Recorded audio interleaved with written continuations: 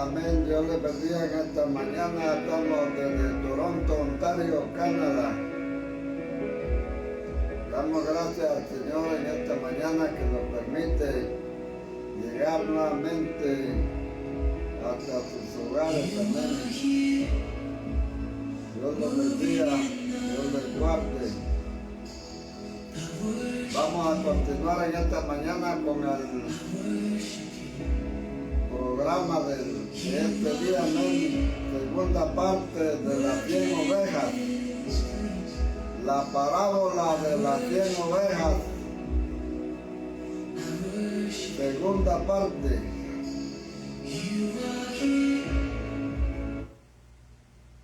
Gloria a Dios, vamos a pedirle al Señor que nos ayude en esta mañana. Vamos a llegar al trono de la gracia, amén. Padre, gracias te damos, Señor, en esta mañana que nos permites una vez más, Señor, venir delante de ti, pidiéndote, Señor, tu ayuda, tu dirección. Que sea tú, Señor, bendiciendo todo lo que se va a hablar en este día, Señor. Te rogamos, Señor, que unja nuestros labios, nuestra mente, todo nuestro ser, Señor, en el nombre poderoso de Cristo Jesús, Señor nuestro. Mira, Señor, a cada hermano, cada hermana que va a estar oyendo, Señor, este tema. Te ruego, Señor, que seas tú administrando sus vidas, derramando de tu gloria y tu gracia, en el nombre poderoso de Cristo Jesús, Señor nuestro. Amén. Vamos a continuar rápidamente y vamos a estar leyendo los dos textos integrados, Mateo 18 del versículo 10 al 14 y Lucas capítulo 15 del 1 al 7, integrados los dos testimonios, el de Mateo y el de Lucas, acerca de esta parábola de las 100 ovejas. Amén.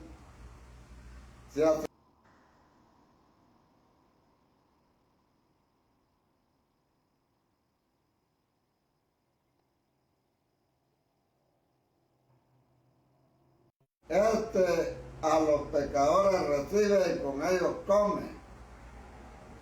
Entonces él le refirió a esta parábola diciendo: mirad que no menospreciéis a uno de estos pequeños, porque os digo que sus ángeles en los cielos ven siempre el rostro de mi Padre que está en los cielos. Porque el Hijo del Hombre ha venido para salvar lo que se había perdido. ¿Qué os parece? ¿Qué hombre de vosotros teniendo 100 ovejas?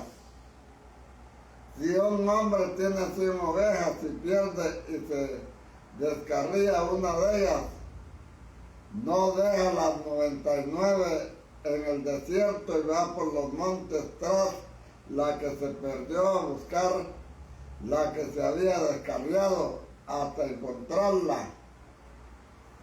Y si acontece que la encuentra, cuando la encuentra, la pone sobre sus hombros gozoso, y al llegar a casa reúne a sus amigos y vecinos diciéndoles: gozaos conmigo, porque he encontrado mi oveja que se había perdido.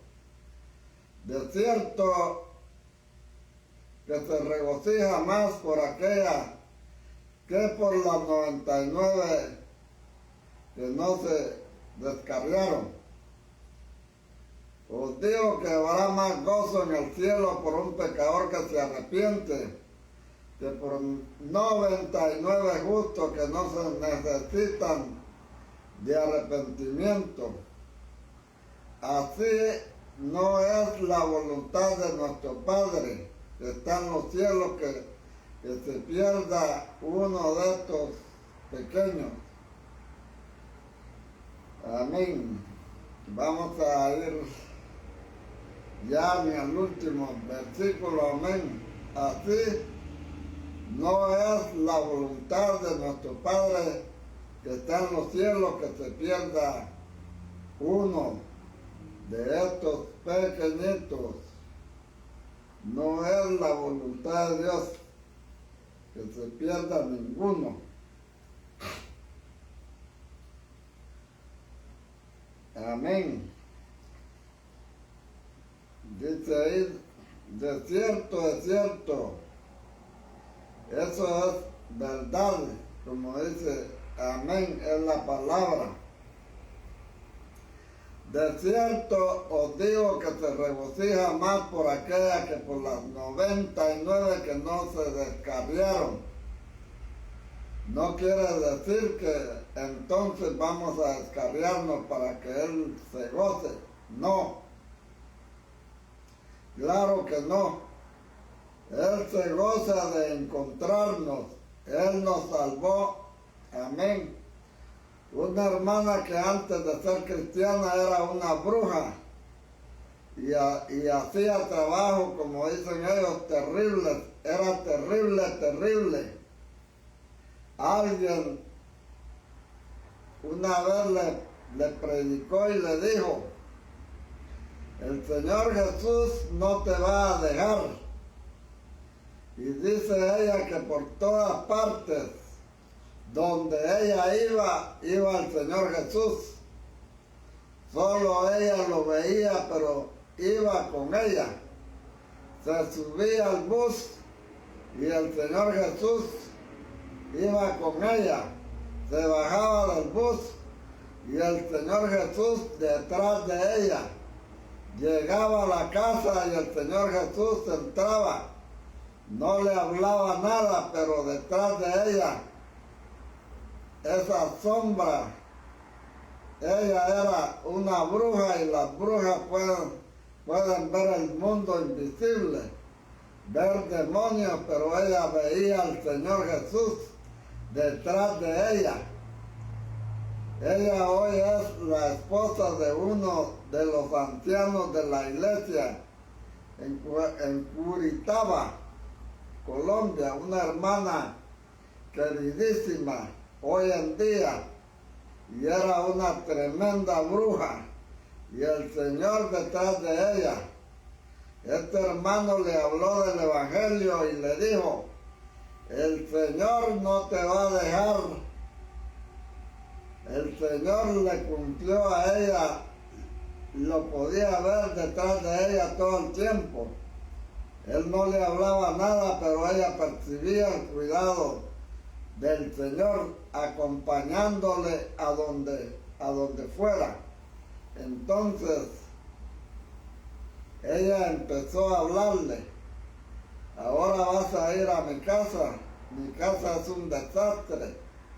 Me peleé con mi esposo hace tiempo, no hablo con él. Y el Señor la oía y ella le contaba todas las cosas, y un día dice que el Señor le dio una visión que ella estaba en un pozo y que la única manera de salir del pozo era que se agarrara de él, y ella extendió los brazos desde el pozo.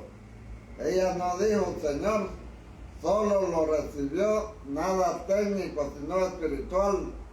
Y dice que el Señor la tomó en sus brazos, la tomó con gran alegría, como quien dice, te salvé. Hoy es una hermana queridísima, su esposo después recibió al Señor y son ancianos en la iglesia en Curitaba, cosas preciosísimas, porque es verdad que el Señor salva y dice, os digo que así habrá más gozo en el cielo por un pecador que se arrepiente que por 99 justos que no necesitan arrepentimiento. Miremos aquí una frase muy importante, me perdonan los hipercalvinistas, pero dar de frente contra el hipercalvinismo Algunos hablan de una predestinación en la que Dios no quiere sino salvación de algunos. Pero aquí el Señor dice, así, esa es la palabra máxima del Señor Jesús. Dios dijo, a Él oíd, al Hijo es al que hay que oír. Así no es la voluntad de vuestro Padre que está en los cielos, que se pierda uno de estos pequeños. Porque algunas personas se han ido al extremo del hipercalvinismo, de la predestinación. Ellos piensan, nosotros, la raza blanca, los ingleses, los holandeses, nosotros somos predestinados. Pero esos negros del África, esos son predestinados a la perdición. Y algunos actúan como si hubiera personas de las cuales Dios no quiere que se salven. Pero ¿qué dice el Señor Jesús? No es la voluntad de vuestro Padre que se pierda uno de estos pequeños. Como dice también en otros lugares con toda claridad, Dios no quiere la muerte del impío, sino que se arrepienta y viva. Entonces nunca podemos pretender decir que si alguien no se salvó, es porque no quería a Dios. No quiere decir que alguno perezca. Dios quiere que todos sean salvos y vengan al pleno conocimiento de la voluntad, ¿verdad? Así le escribe Pablo a Timoteo. Así escribe también Pedro en la segunda carta. Dios no quiere que alguno perezca, lo dice Pablo. Dios quiere que todos sean salvos, que todos los hombres sean salvos, las mujeres también, los niños también. Todo hombre se refiere a todo ser humano, que todos sean salvos y vengan al conocimiento de la verdad. Nosotros tenemos que tener en claridad, Dios quiere que todos sean salvos. Nunca debemos decir, a ese no le predicó, porque a lo mejor no está predestinado para la gloria, sino para el infierno. A él no le voy a predicar, por eso no tengo ganas de predicarle. No, tiene que predicarle, aunque sea marero, aunque sea extorsionador, aunque te vaya a cobrar la cota allá en la casa, tiene que predicarle, tiene que decirle que el Señor salva, que el Señor viene por él, amén. Dios quiere que todos sean salvos. Nunca debemos decir, a ese pandillero nunca le voy a predicar. No, porque ese mató a mi familia, ese secuestró a mi hermano, a mi hermana. Si ya era cristiano, tiene que orar por él, decirle, Señor, yo quiero que este se salve, yo quiero que este sea liberado, salvado, Señor. Quiero que tu gracia, tu perdón venga sobre estas personas, amén. No le voy a predicar por algo, no tengo ganas de predicarle, no. Hermano, eso no es así. Cada persona que vemos, Dios quiere salvarla. Nunca debemos mirar a nadie como si Dios no quisiera. No es la voluntad del Padre que se pierda ninguno de los pequeños.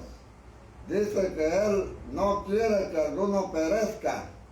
Él quiere que todos sean salvos. Y nosotros tenemos que tener esa certeza, no mirar a nadie como si nosotros supiéramos los que están en el libro de la vida y encontramos que faltaban fulanos y fulanos. No, el Señor dijo, vayan y prediquen a toda criatura que hay que predicarles el Evangelio, hay que ir a cualquier hueco, porque Dios valora a cualquier persona. Hermanos, a veces uno no conoce lo preciosas que son las personas y las menosprecia hasta que el Señor te muestra la belleza espiritual en las personas. Yo recuerdo una vez como el Señor me avergonzó. Estábamos en una reunión con la iglesia en Guarujá. Era la primera vez que iba a Guarujá, en el estado de San Pablo, en la costa, en el año 1980, la primera vez que fui a Guarujá. Había varios hermanos y había un hermanito ahí de esos que juegan pelota, un muchacho de esos peloteros sentado en un banquito y estábamos todos hablando del Señor y el Señor me mostró su presencia en ese muchacho. El Señor me lo quiso mostrar para que yo no lo menospreciara. Me quiso mostrar que él en lo exterior me parecía el menos valioso, del que menos uno pensaría algo. El Señor me mostró lo precioso que era para él, como para corregir mi corazón, para que yo no estuviera pensando mal, que esos que juegan fútbol no se salvan. Yo tenía ese concepto que esos que juegan la pelota no se van a salvar, Señor, que solo jugando y jugando. Y en otra ocasión y lugar también me corrigió el Señor. Nosotros pensábamos saber dirigir la alabanza. Tenemos los cantos bonitos. Vamos a cantar en espíritu y en verdad. Vamos a conducir la iglesia en adoración. Y por allá había un hermano que interrumpía la alabanza y decía, cantemos, ven pecador a Jesús, y con cánticos que no tenían nada que ver con en el momento, todo en la carne. Y cuando yo le iba a corregir, el Señor instantáneamente me corrigió a mí primero. Yo me demoro más contándolo. Cuando el Señor te hace entender, lo entiendes ya. Entendió, me hizo entender esto. Yo no lo estoy mirando a él como tú lo miras. Tú no sabes que yo los miro a todos a través de la sangre de mi Hijo. Y yo no recibo nada de ustedes sino a través de su sangre. Él se está expresando de esa manera como Él es. Es lo mejor que Él puede hacer, pero no en los méritos de Él le he recibido, sino por los méritos de la sangre de mi Hijo lo he recibido, y no porque nosotros sí sabemos cantar bien bonito, bien ungido, que lo hemos recibido, no igual que Él, somos recibidos por la sangre de Cristo, amén. El Señor avergonzó a este hermano que quería corregir a este otro hermanito que estaba ahí diciendo, cantemos este cántico, ven a Jesús, oh pecador. Él quería y los otros queriendo cantar esos cánticos de adoración. Te alabo, mi Señor, yo te alabo. Y el hermanito que quería cantar ese otro cántico, oh pecador, ven al dulce Jesús.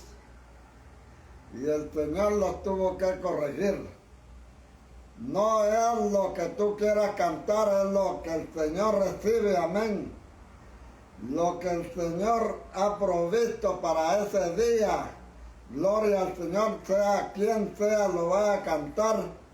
Me hizo recordar mis hijos, la mayor Silvana, la más grande, lógicamente que ella pinta muy bonito y la más chiquita viene con un garabato y me lo muestra. Pero yo me alegro con ese garabato, es lo mejor que pudo hacer esa pequeñita. E hizo un garabato. Yo recibo ese garabato con alegría, tengo una colección de garabatos, entonces el Señor recibe a través de la sangre de Cristo. Nunca nosotros venimos porque somos mejores que los otros y sabemos más que los otros. A nosotros sí sabemos y los otros no saben. Nunca venimos por nuestros propios méritos. Somos recibidos por la sangre de Cristo, igual que todos, porque Dios recibe a todos por medio de esa sangre y no podemos menospreciar a ninguno. Somos corregidos, amén. Una vez el Señor me tuvo que dar una palmada en la mano por causa de pretender. Yo soy aquí el maestro, los otros son las ovejitas que están aprendiendo. Ay, ay, ay, soy apenas un sirviente del Señor verdadero. Amén, ¿entienden, hermanos? No es la voluntad de vuestro Padre que está en los cielos que se pierda uno de estos pequeños. Permítame unos minutos más, hermanos. Estamos terminando la lectura de la parábola, pero quiero que nos detengamos ahora en el contexto de la parábola. Ahora sí, vamos a Mateo 18 y veamos esa parábola.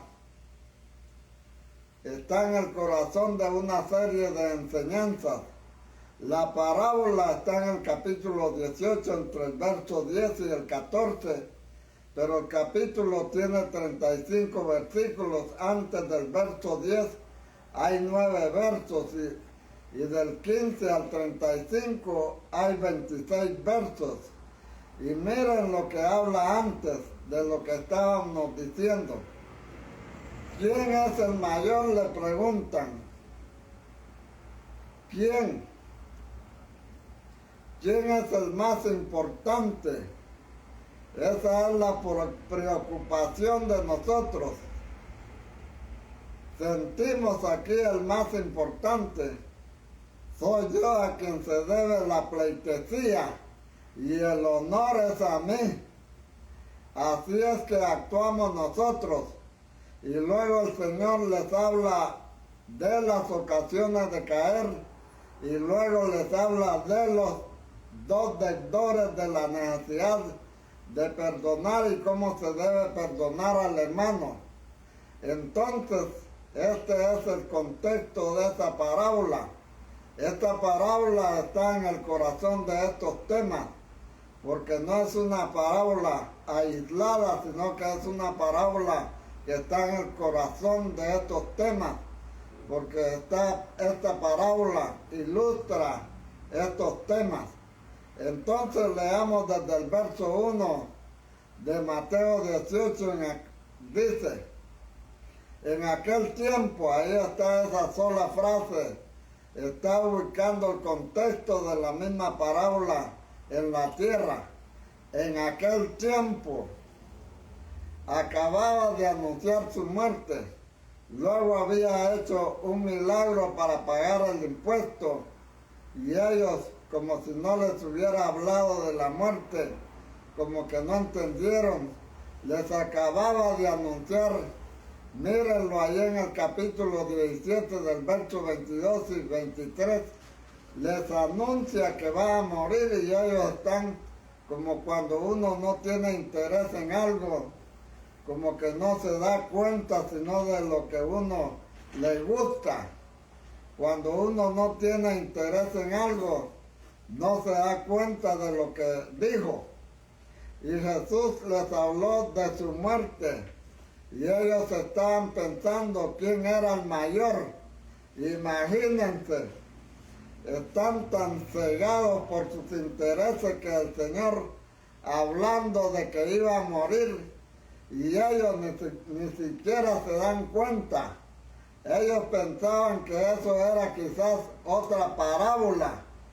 Llegar a Jerusalén y ahí agarraba a Herodes por el cojote y después los iba a poner a ellos de ministros, ¿verdad? Eso era lo que ellos pensaban. Eso era lo que ellos imaginaban. Yo voy a ser el más grande. Yo voy a ocupar ese puesto que tiene Herodes. Yo voy a ocupar ese puesto que tiene Anás y Caifás. Ellos pensaban en lo más grande. Yo voy a ser el diácono, yo voy a ser el copastor, yo voy a ser la diaconisa, yo voy a ser el presidente de los caballeros, el más grande. Pero la cosa no es así. En aquel tiempo los discípulos vinieron a Jesús diciendo, ¿quién es el mayor en el reino de los cielos?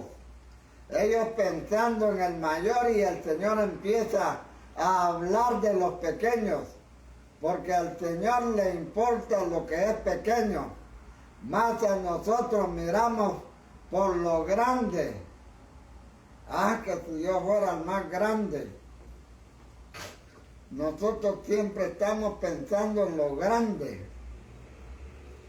Y llamando Jesús a un niño, lo puso en medio de ellos y dijo, de cierto os digo que si no os volvéis y os hacéis como niños. Y aquí hay dos verbos. El primero tiene que ver con conversión y el segundo con compromiso para crecimiento. Si no os volvéis, eso es convertirse. Y os hacéis compromiso. Una cosa es que el Señor nos haga, y eso tiene que ver con la conversión. Cuando Jeremías le dice al Señor, conviérteme y seré convertido, nadie se puede convertir solo.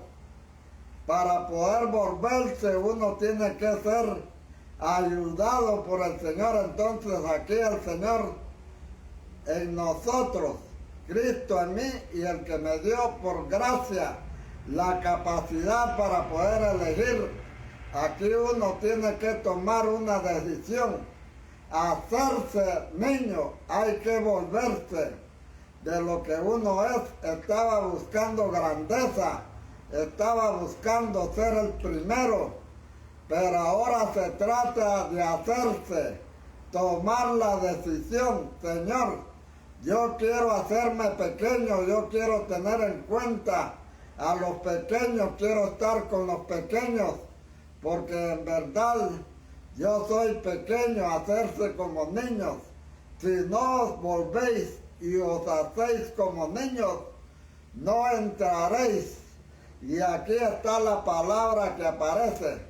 No, aquí aparece simple, pero cuando tú vas al griego, usa dos negatividades para decir de ninguna manera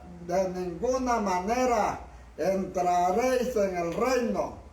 No solamente ese no, que son dos letricas que casi no las vimos. En el griego es más enfático.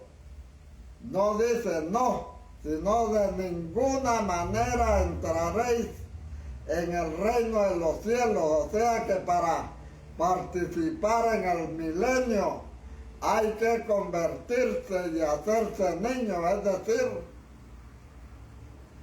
despojarnos de toda grandeza, de toda pretensión, de toda exigencia y hacernos niños. Hermanos, ¿qué cosa es el reino de los cielos?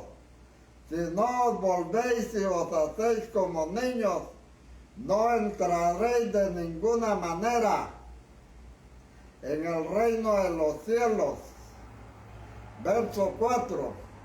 Así que cualquiera, y esto es para cualquiera, no es para algunos en especial, no. Esto es para toda la iglesia.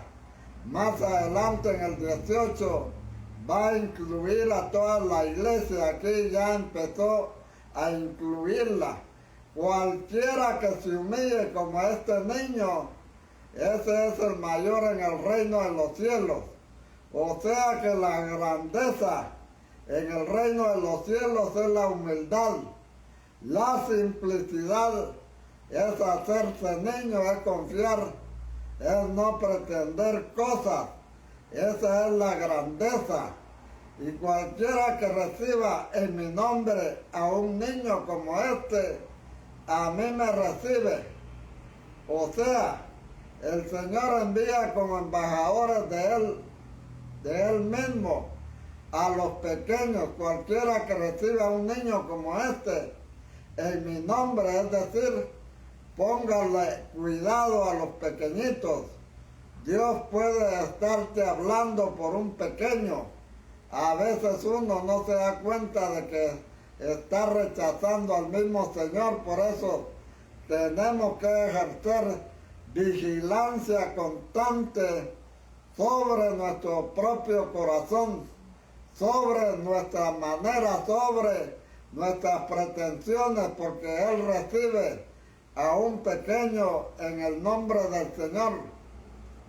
Amén. El que está recibiendo a un pequeño en el nombre del Señor, está recibiendo al mismo Señor. El Señor se deja representar por los más pequeñitos, eso dice. No, si no va fulano, no voy porque el único que me entiende es Él. Eso no es así. El Señor hasta el más pequeño le da su nombre. Lo que digas en mi nombre será hecho. Lo que atéis será atado y lo que desatéis será desatado. ¿Qué cosa? El Señor haciéndose representar por los más pequeños, honrando a los pequeños como él mismo, Juan el Bautista, tenía que anunciar. El hacha ya está puesta. Así que los montes se tienen que bajar, los valles tienen que subir. Era la palabra del Señor anunciando la aplanadora que es el mismo Señor. Y en ese contexto, y fíjense en el verso 6, porque como las sociedades bíblicas le pusieron ese título, uno a veces piensa que la pericopa ya se acabó, pero no aquí. Y es la continuidad. Y cualquiera que haga tropezar a alguno de estos pequeños que creen en mí, mejor le fuera que se colgase al cuello una piedra de molino de asno.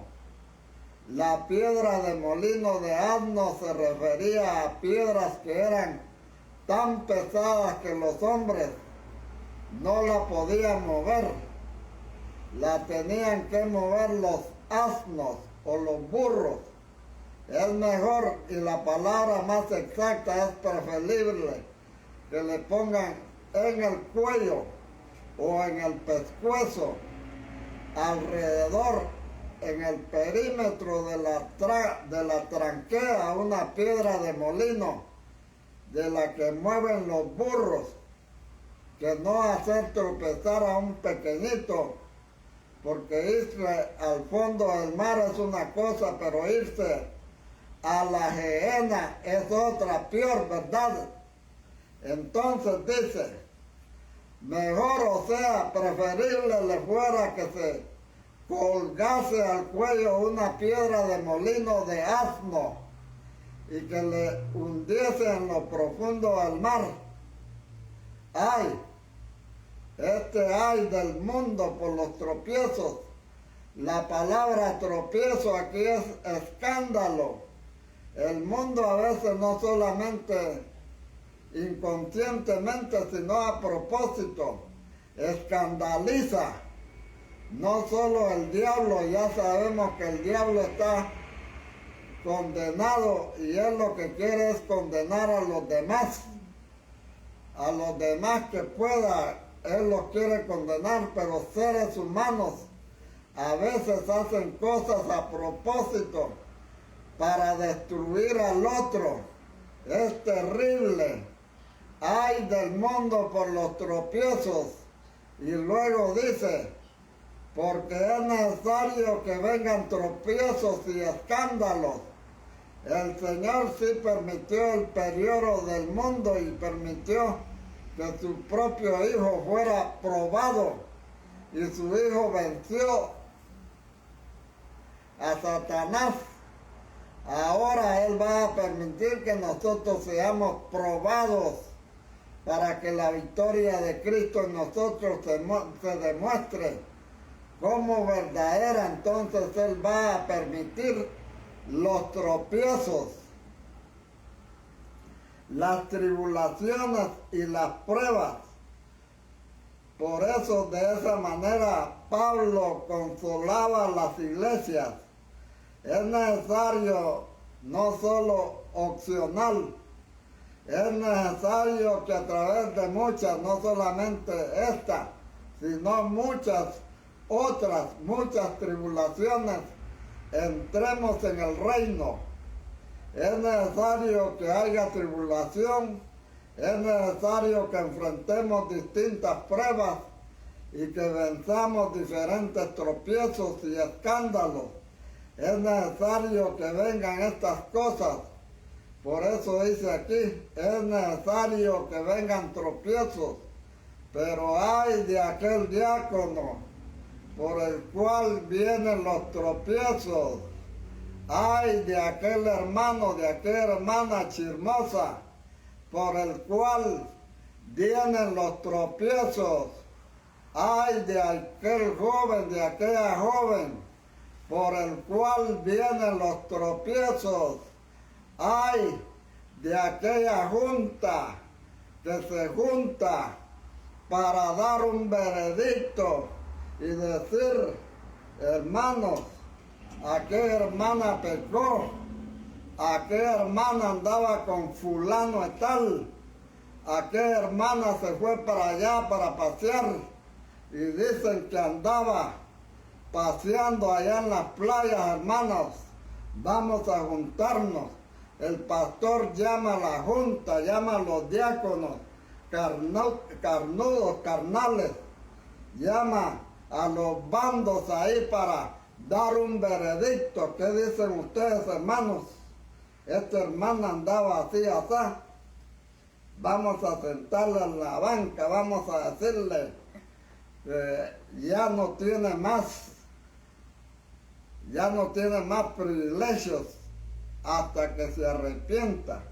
La Biblia dice que el inmundo va a estar pero hasta la noche, no va a estar todo el tiempo. Gloria al Señor. Es necesario que vengan los tropiezos, pero hay de aquel hombre. Yo pienso que aquí hay que poner también a las hermanas, a las mujeres, a los niños, a los viejos, al ser humano. Es decir, debemos hacer lo absoluto para no poner tropiezo, para causar escándalo. Dios nos guarde, hermanos, nos guarde, porque mejor sería que nos pongan una piedra de molino y nos manden al fondo del mar. Mire que eso hay que comprar en estos días, una gran piedra, y amarrar a estos hermanos chismosos en la iglesia, irlo a tirar ahí al lago de Ontario con una gran piedra en el pescuezo para que no hagan más daño en las iglesias, para que no sirvan de tropiezo. Pero como dijeron los apóstoles, quiere que mandemos fuego, y el Señor les dijo no. Así es que los vamos a dejar tranquilos, porque el Señor nos dice no también a nosotros, no porque a mí me agarran ganas de irlos a tirar ahí al lago también y atarlos con una piedra. Pero el Señor dice no, dejarlos, que hasta que venga la ciega, amén. Y el Señor va a mandar a los ángeles y van a quitar a todos aquellos que sirven de tropiezo. Ahí será el lloro y el crujir de dientes, así es que vamos a estar tranquilos. No nos vamos a encalorizar en estos momentos, porque si no, el Señor nos va a pedir cuenta. No va a hacer que agarremos a uno que es oveja y lo vayamos a echar ahí al lago, y no agarremos al que es lobo. Gloria al Señor.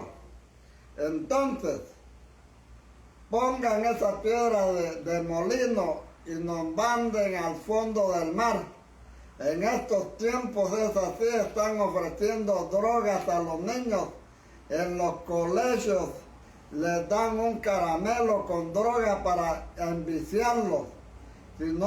Si tú no vas a abrir el computador en algo, te sale una mujer desnuda a propósito. No es así. Propósito lo hacen gente que hace a propósito las cosas. Se le obliga a los amigos a tomar. Tienes que tomarte este aguardiente, y si no lo embuten por la nariz, terrible. Son maldades que se hacen a propósito. Y a propósito en las cárceles, mire, que las maras se están terminando allá en El Salvador, en unas partes, pero dicen que allá en Guatemala las maras están metidas en las cárceles y a propósito hacen extorsiones allí en las cárceles. A los presos les cobran un gran impuesto si no lo hacen en las calles. Al irse a la cárcel, ahí los pobres que van a sufrir a la cárcel, ahí les cobran un gran impuesto. Tienen que pagar por comer, y eso no es poquito, 7,000, 12,000, 13,000 o 30,000 quetzales tiene que pagar un pobre preso si no lo maten. Y entonces lo estás haciendo a propósito. A propósito lo hacen gente que hace a propósito las cosas. Se le obliga a los amigos a tomar. Tienes que tomarte este aguardiente, le embuten en la nariz, terrible. Son maldades que se hacen a propósito. Entonces dice aquí, ay de aquel hombre por quien viene el tropiezo. Por tanto, si tu mano o tu pie te es ocasión de caer, o sea que si ni siquiera tienes que ponerte tropiezo a ti mismo, ni mucho menos a otros, porque no eres tuyo, le perteneces a Dios. Si tu mano o tu pie te es ocasión de caer, córtalo y échalo de ti. Mejor te es entrar en la vida cojo o manco, que teniendo 2 manos o 2 pies, ser echado en el fuego eterno. O sea, que la gehenna aquí puede ser, si es creyente, el daño de la muerte segunda temporalmente. Y si es un impío, entonces es oinico. Se le echa en el fuego oinico. Y si tu ojo te es ocasión de caer, sácalo y échalo de ti. Mejor te es entrar con un solo ojo en la vida que teniendo dos ojos ser echado en el infierno de fuego. Aquí la palabra es Gehenna. Entonces, hermanos, aquí está hablando de lo drástico que tenemos que hacer con nosotros mismos. Este corte es del que habla Colosenses capítulo 2. Es la circuncisión del corazón. Y esto no es solamente la parte física, porque si a ti te quitan la mano física, pero el corazón sigue siendo ladrón y el ojo sigue siendo adúltero. Mire, yo he visto a unos cojos, ahí en la televisión salen unos cojos bailando, salen unos mancos, salen unos bailando, echándose un trago, yendo a las discotecas. Este científico que no puede caminar es uno que está en contra de la palabra del Señor y ahí está sentado en una silla solo con la boca, escribe con la boca. Y ahí está, así es que la maldad no está en los miembros de nuestras manos ni de los pies, sino que en el corazón. Entonces, hermanos, aquí está hablando de lo drástico que tenemos que hacer con nosotros mismos. Este corte es del que habla Colosenses capítulo 2, es la circuncisión del corazón. Y esto no es solamente la parte física, porque si a ti te quitan la mano física, pero el corazón sigue siendo ladrón y el ojo sigue siendo adúltero o perverso, ¿de qué sirve que te quiten la mano física si su corazón no ha sido circuncidado? Este corte no es solamente un asunto exterior, sino principalmente es la cruz. La cruz es lo único que nos separa de nuestro propio tropiezo. Solo abrazar la cruz de todo corazón va a aplicar ese corte en nuestros ojos, en nuestras manos, en nuestros pies, para que no nos vayamos a donde no nos tengamos que ir, ni agarremos lo que tengamos que agarrar. Cuando vayas a la supermarket, cuando vayas a alguna parte, alguna joyería, no te agarres lo que no tienes que agarrar, ni miremos lo que no tenemos que mirar.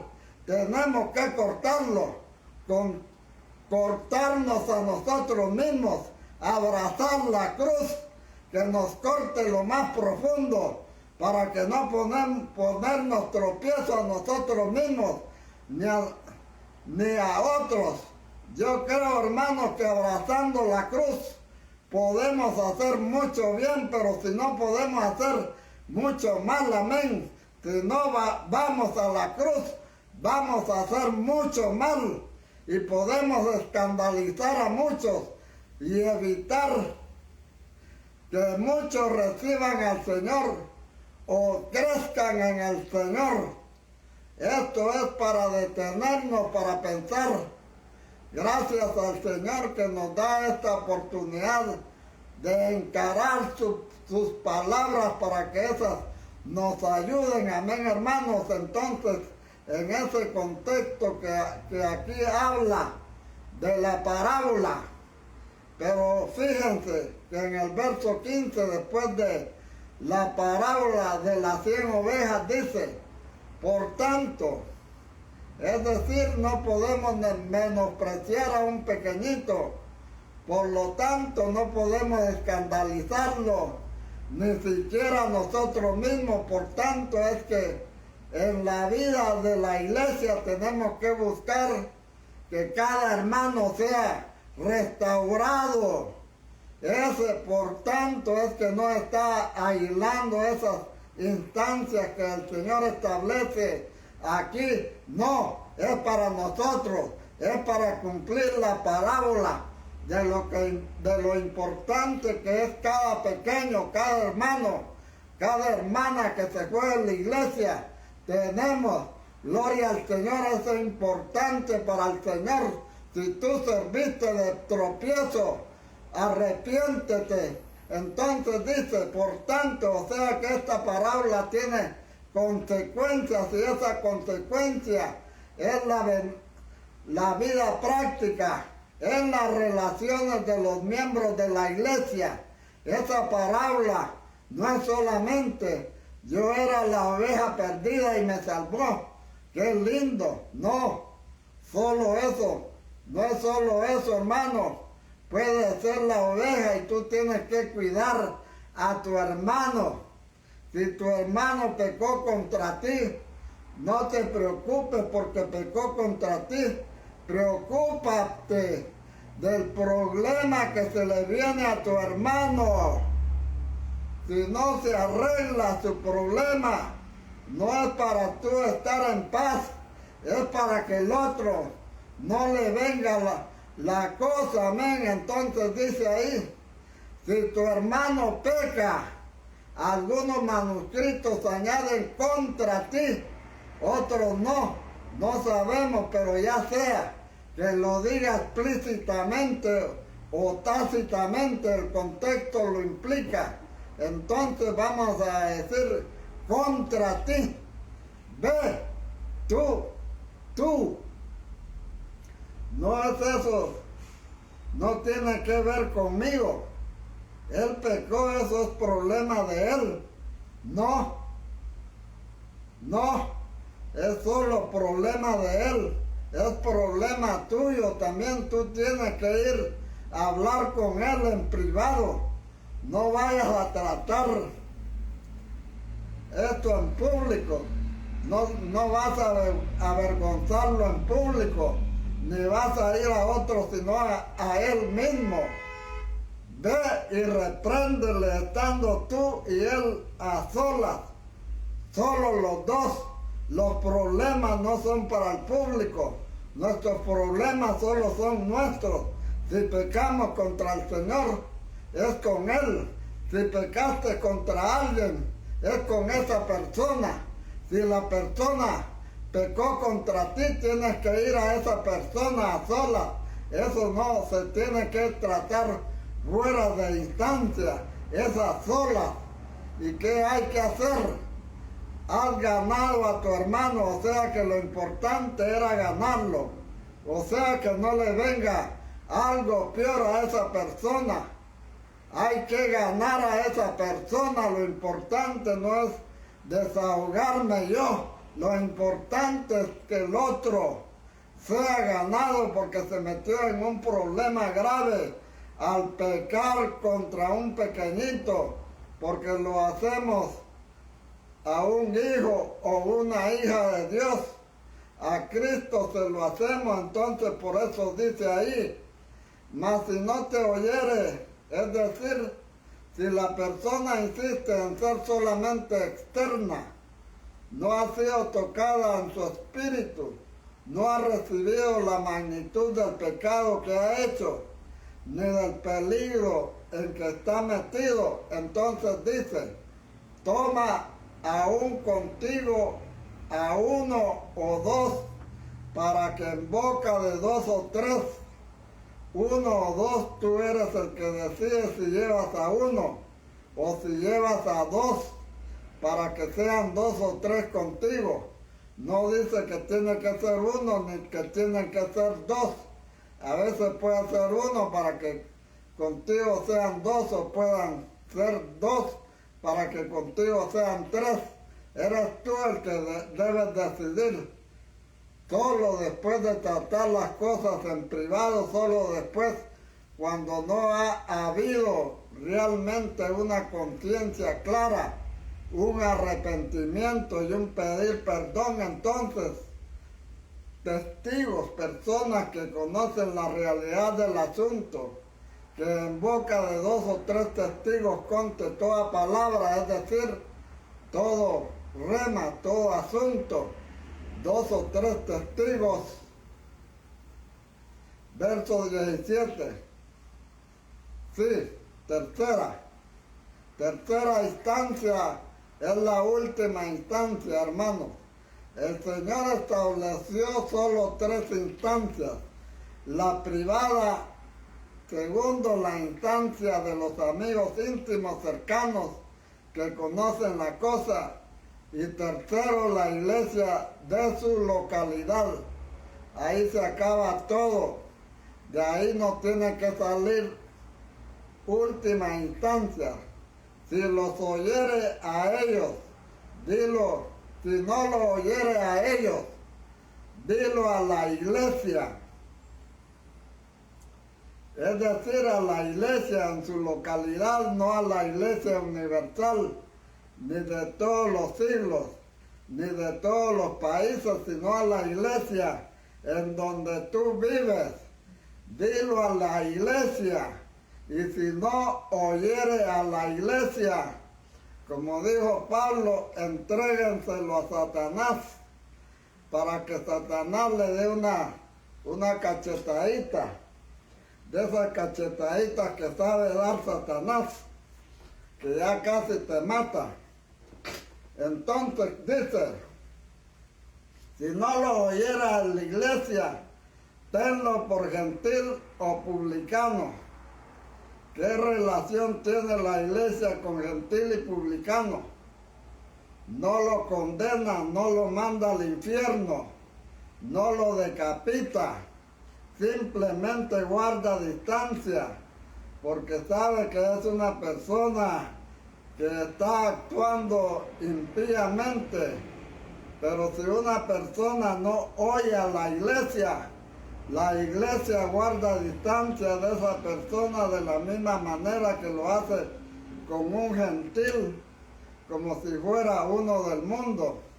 No se le pueden confiar las cosas de la iglesia. La iglesia se guarda.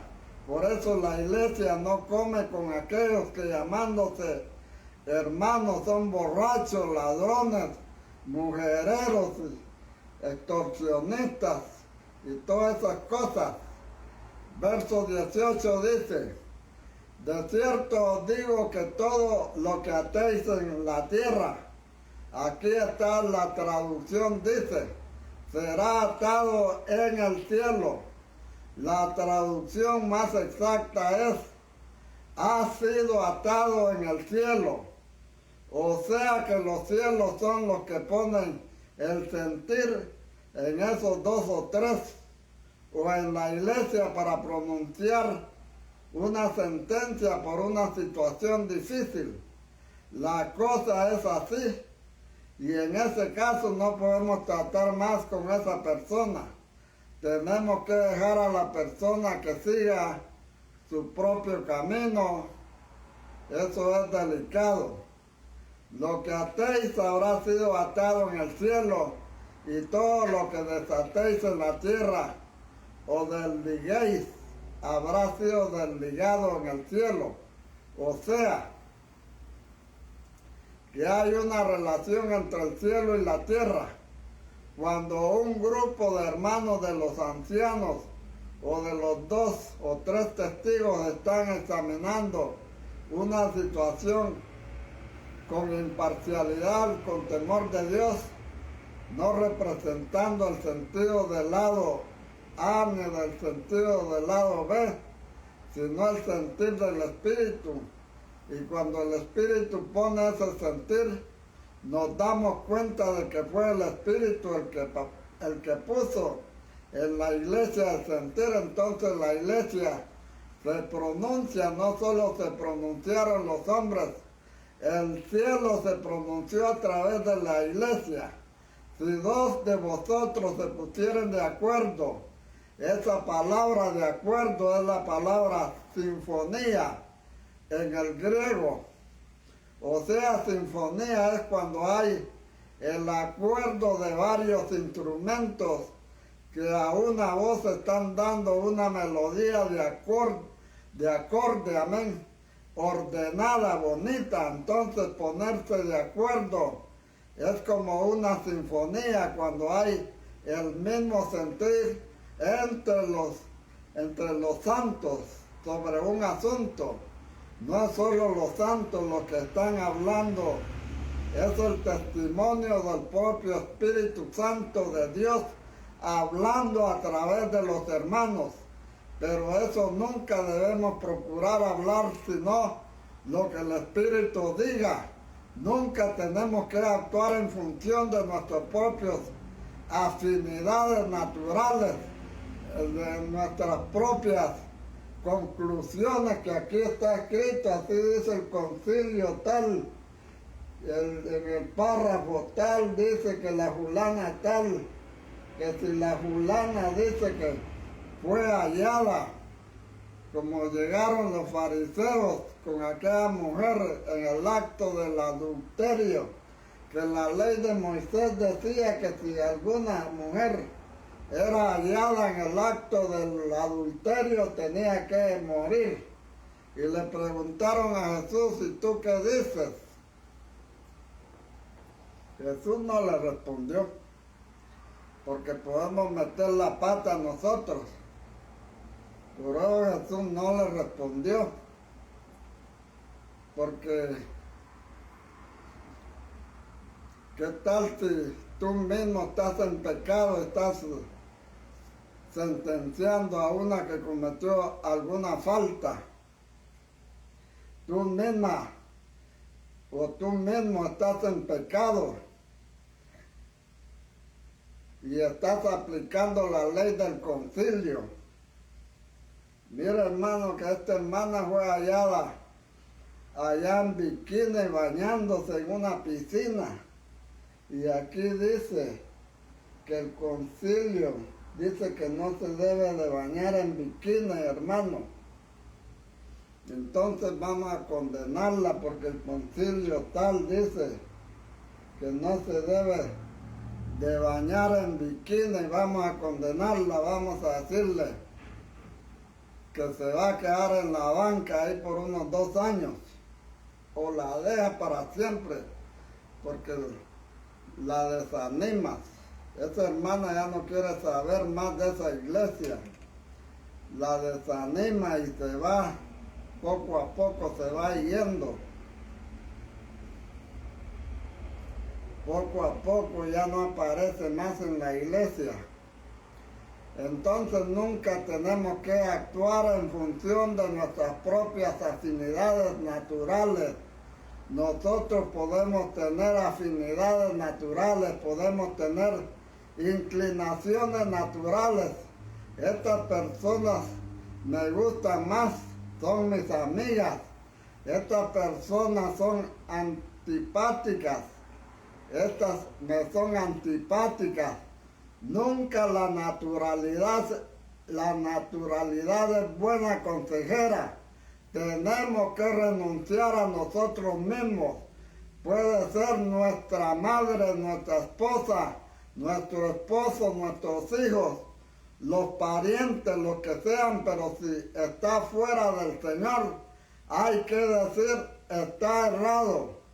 Hubo un rey que fue aprobado por Dios porque incluso a su propia madre la sacó del palacio por idólatra. El rey Asa, ustedes lo pueden ver en el libro de Reyes.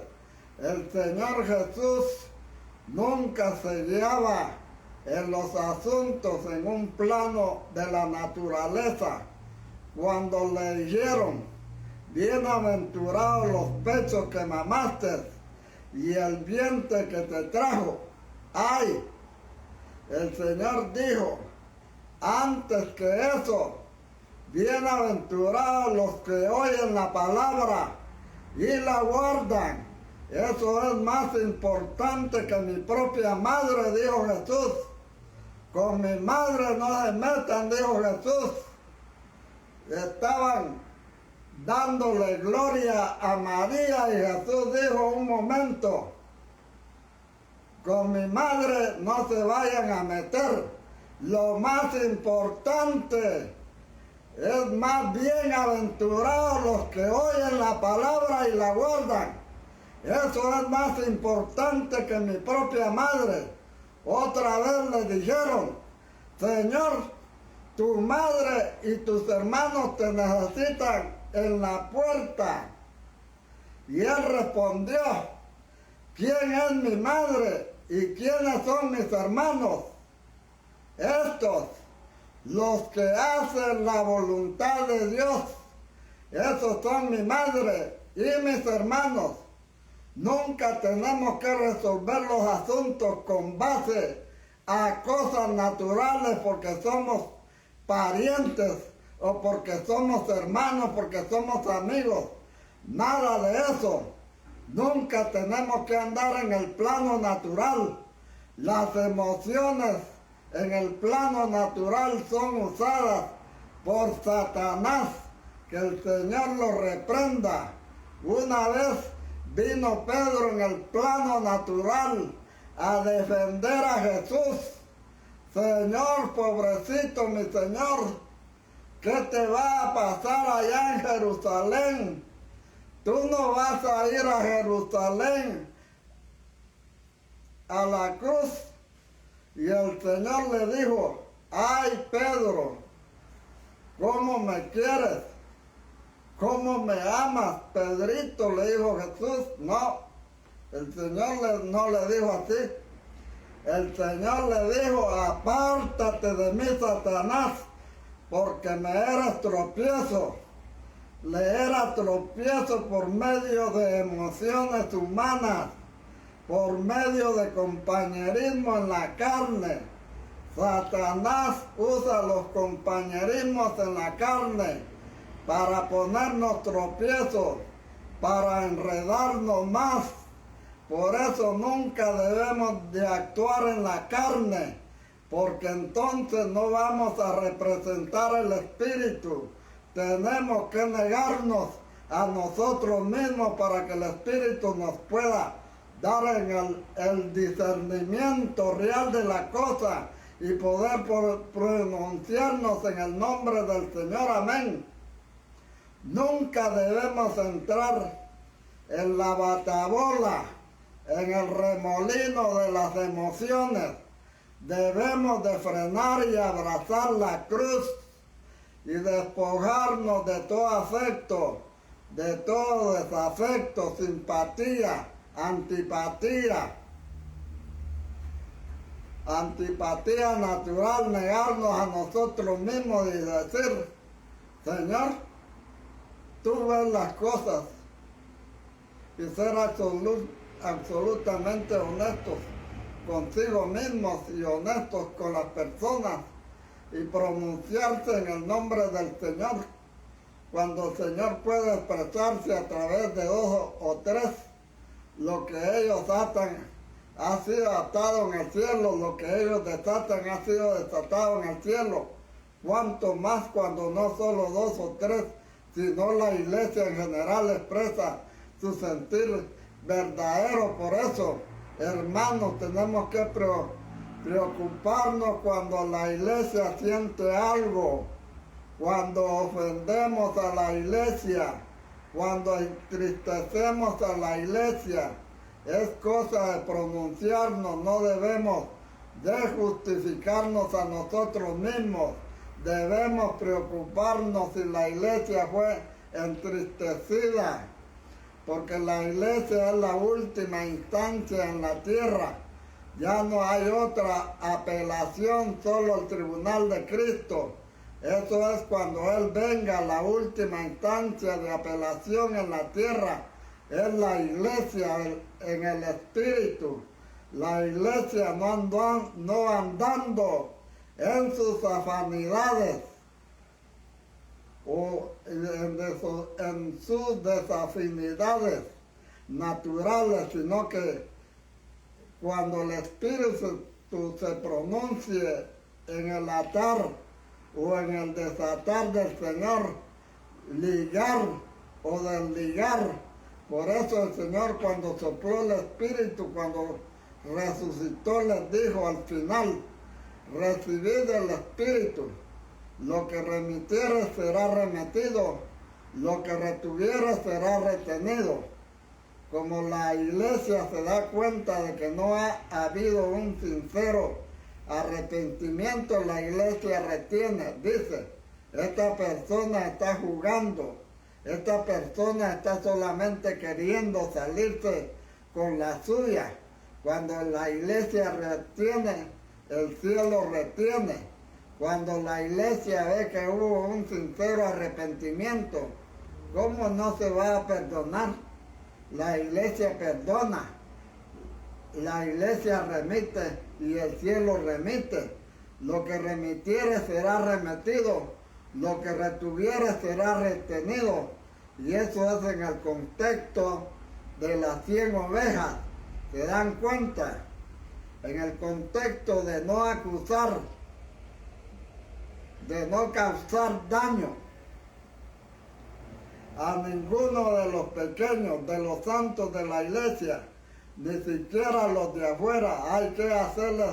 No hay que hacerles tropezar, cuanto a menos a los hermanos. Entonces, por eso dice aquí en el verso 19, otra vez os digo, o sea que repito, ya lo dije una vez, ya lo había dicho en el 16, ahora lo dice en el 18. Otra vez os digo que si dos de vosotros se pusieran de acuerdo en la tierra, es decir, en sinfonía, si no hubiera una coherencia en el sentir del Espíritu, el Espíritu da testimonio a través de varios hermanos que están en el Espíritu, acerca de cualquier cosa que pidieran. Y aquí lo que hay que pedir es por los hermanos que pecan. Hay que pedir por quien está en el problema. No pedir que se vaya al infierno, sino pedir que se salve, que se restaure. Si ya está salvo, entonces que se restaure. Si está perdido, que se salve, ¿verdad? Y dice, le será hecho por mi Padre que está en los cielos, porque donde están 2 o 3 congregados en mi nombre, congregados quiere decir que el Señor está donde esas personas se reúnen para buscar al Señor, interceder al Señor, pedir al Señor. Donde están 2 o 3 congregados en mi nombre, ahí estoy yo. No son solo 3 hermanitos, sino que el propósito del Señor está ahí. Puede ser que veamos 3 hermanitos orando, pero el Señor está ahí. Amén.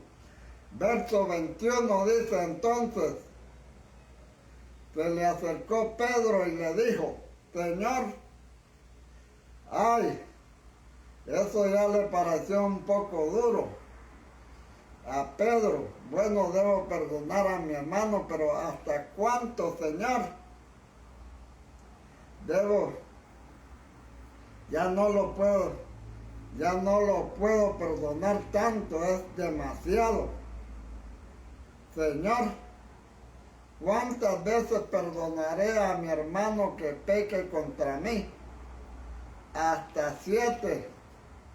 Nosotros queremos de una segunda vez o a la tercera vez. Ya se acabó, pero no.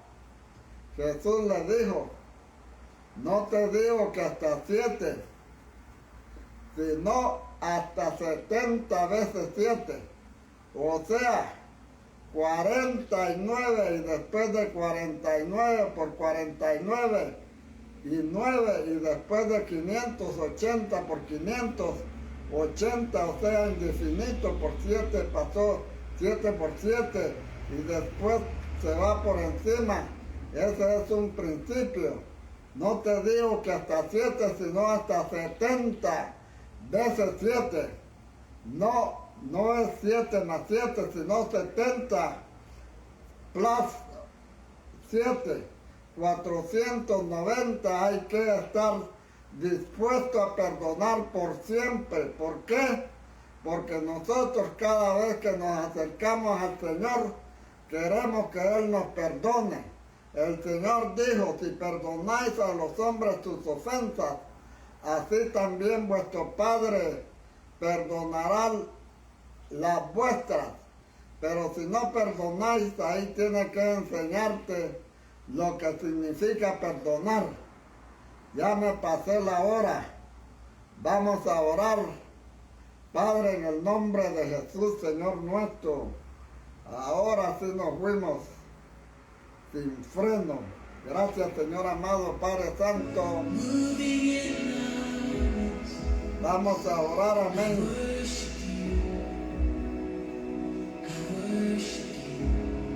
Padre eterno, tus palabras que las hemos leído muchas veces, las hemos oído muchas veces.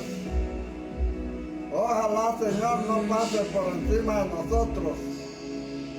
Ojalá nos volvamos a ti, nos humillemos, nos hagamos simples, no menospreciamos a nadie, no pretendamos nada, pero ponemos todo a ti para que tú puedas expresar a través de nosotros, para que puedas cargar en tus hombros a los extraviados y volverlos a tu redil y ganarlos para ti, para que no haya un lugar vacío en la gloria donde debiera haber estado alguien que todavía estará sufriendo fuera. Oh Padre, en el nombre de Jesús, no nos dejes que esta palabra pase. Ayuda a que nuestro ser sea abierto a tu palabra. Que esta palabra gobierne nuestro corazón, gobierne nuestro ser. Ayúdanos. Tú sabes cuán difícil es para nosotros en nuestra situación el vencer sin tu ayuda. Tú sabes cuán difícil a veces es perdonar, cuán difícil es a veces es cortar con nuestros propios ojos, manos o pies. Tú sabes que necesitamos de tu socorro. No nos abandones en nuestra debilidad terrible. Concédenos la gracia, vencernos, ya que tú dices que los que aman a Cristo han crucificado la carne con sus pasiones, sus deseos. Oh Señor, ayúdanos, ayúdanos, por amor de ti mismo y de nosotros, guárdanos para ti. Ayúdanos a tomar resoluciones constantes, permanentes con tu socorro. Oramos unos por otros para que esta palabra sea sanadora, aunque sea dura, Señor, que no vaya a aparecer en nuestra contra en aquel día. Preferimos ser heridos ahora, como tú dices, como dice tu palabra. Fieles son las heridas del que ama, pero son terribles los besos del que aborrece. Preferimos las heridas que tú nos causas, porque tú eres el que hiere y eres el que sana. Preferimos ser heridos por ti para ser sanados, para ser purificados y libertados. Ayúdanos a preferir las heridas que vienen del cielo y no a seguir los aplausos del mundo que quieran crear un sopor. Ayúdanos, Señor, a volvernos hacia ti. Tú sabes la prueba de cada uno y de cada una. Tú sabes por qué cada uno tiene que pasar. Y ayuda a cada uno en su prueba, Señor. perdónanos. Todos rogamos, todos por todos. Y nos amamos en ti, queremos que tú nos ganes a todos en el nombre de Jesús. Te pedimos que de aquí en adelante tu Santo Espíritu sea usando esta tu palabra, que nunca la olvidemos. En el nombre de Jesús, Señor, pedimos, Señor, pedimos, Padre,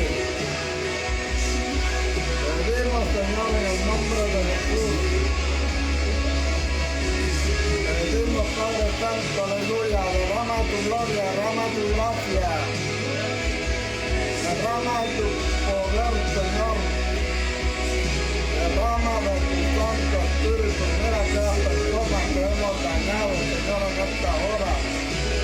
En tus manos las ponemos, Padre, que seas tú restaurándolas, que seas tú redimiéndolas, Padre, alcanzándolas. Ahí donde ellos se encuentran, Padre, en el nombre de Jesús, pedimos perdón en esta hora, Señor. Pedimos misericordia.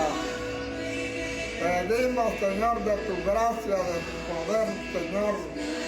Sea tú, Señor, rompiendo toda atadura, todo poder maligno, Padre, en el nombre de Jesús. Todo pensamiento contrario, Padre, en el nombre de Jesús.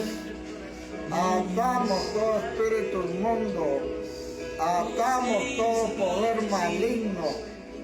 En el nombre poderoso de Cristo Jesús, Señor nuestro, aleluya. Gloria al Señor, Dios te bendiga, Dios te guarde. Nos vemos el día de mañana con la siguiente parábola. Recuérdense que son 3 parábolas que hablan de lo mismo. 3 parábolas. Amén. La dracma perdida. Gloria al Señor, y el Hijo pródigo. Vienen a continuación, que se trata de lo mismo, de la misma persona. Gloria al Señor.